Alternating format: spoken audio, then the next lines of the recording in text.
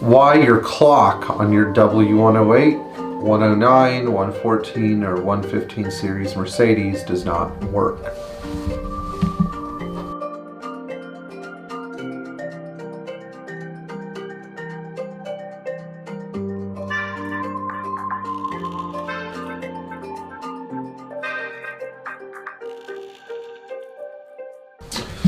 Today we're going to talk about this little guy, the Dash Clock, and what I find really funny is that there seem to be a lot of people that are obsessed with these things actually working.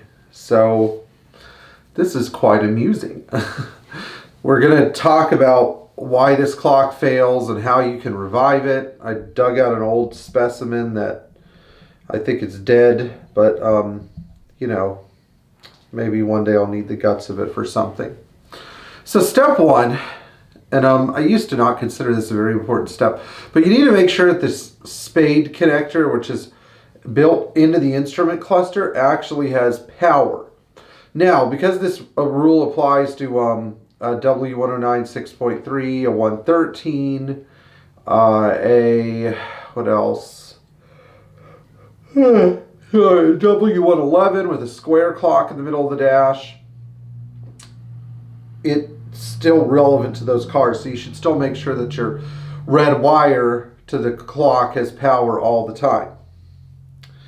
Let's say that you do have power, unlike my friend Tony Asaro, whose clock wire had been cut at the fuse box, and you know that your clock should function because it has power and ground.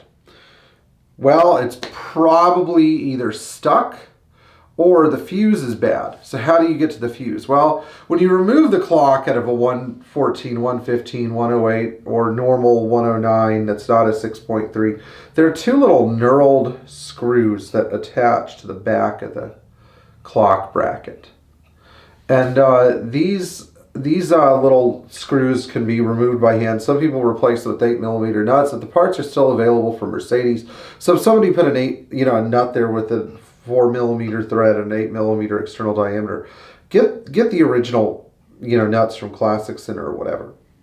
Then you're going to have to pull the back of the casing off. Now there's an anti-tamper plastic cover on one of the little screws that you're going to have to work away with a pick. But once you get the anti-tamper device off, there are 1, 2, 3 little 5mm external diameter nuts. You unscrew them and then you can slide the back case off. Now, once you're in there, you need to locate the fuse. Now, this is going to be a little bit hard to see. I'm going to try to point it out to you. It's right in there. You have a tab coming from the top and then a tab going to the motor. And you have to solder the tabs together, and that is the fuse. What happens to solder after it gets old and it's under stress, because there's some spring action on it, it breaks, and that happens quite a bit. The fuse doesn't necessarily just blow, it crumbles with age. So once you get that little tab soldered, you can more or less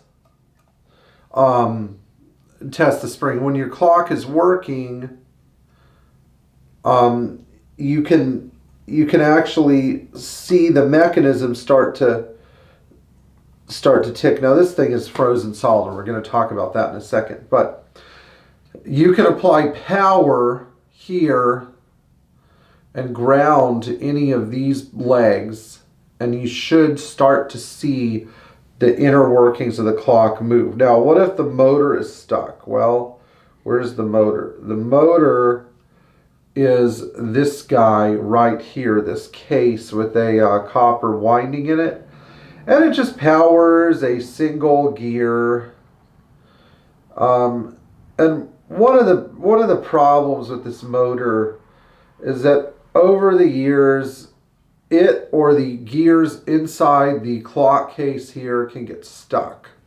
What do you do about that? Well, again, you take the back off the clock and tie a little wire right here. You don't want to get transmission fluid in the face of the clock. This happens sometimes. Tie a little wire, put a little bar over the top of your container full of automatic transmission fluid or penetrating oil, and just hang it up to about the level of this chrome bezel right here and submerge everything, all the gears, all the electronics, in automatic transmission fluid or penetrating oil or some kind of lubricant.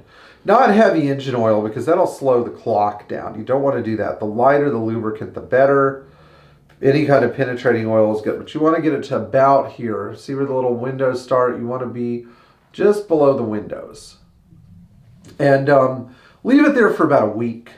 So let the penetrating oil work its magic.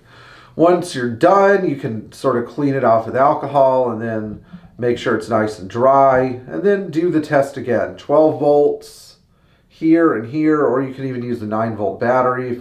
I like to use the car battery. The car battery is fine. It's not too much amperage. In fact, the extra amperage from the car battery will pop it loose if it's still dragging or sticking a little bit. And so I like that method. Now, what happens if none of these work? Well, Palo Alto Speedometer and some other reputable speedometer repair shops will take your clock and put a modern silent quartz movement in it. Now, this is kind of a soulless way to repair a clock, but it is dead reliable. What do I like? I like to fix the original mechanism first. I mean, I'm an original clock kind of guy. I like to hear the tick, tick, tick, tick. You know, especially when I get into like an old 115 diesel, it's almost like you use the ticks to count the glow plugs as they heat up, or as you heat them up. I don't know. So this has been our tutorial on how to repair your clock in your swing axle Mercedes or your 114 and 115. Hope you guys enjoyed it. Please like, share, and subscribe. Tap the bell for notifications. And enjoy fixing the little items on your classic Mercedes Benz.